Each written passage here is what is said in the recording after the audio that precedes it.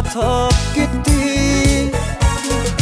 Salam diysem salam deyip çalı başın atıp gitti.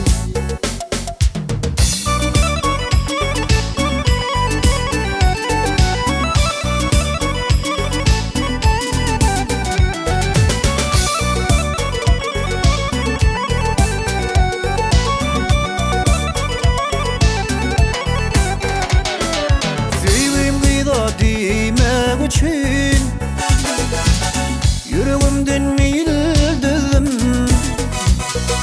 parmak basamak çıkara seni söyleyen deyip yandım. Parmak basamak çıkara seni söyleyen deyip yandım.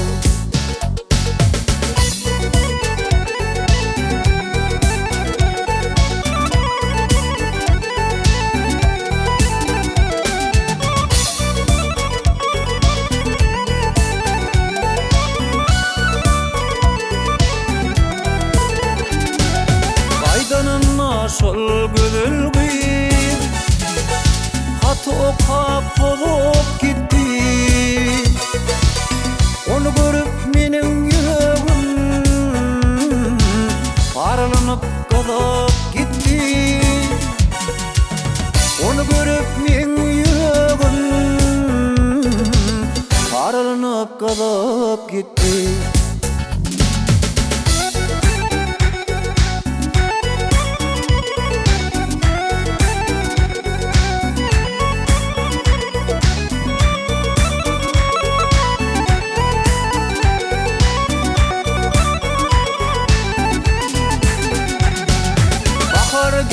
Gül açıldı, akçakarlar yerip gitti. Emma şol gizger geçenme atlayana qarap gitti. Emma şol gizger geçenme atlayana qarap gitti.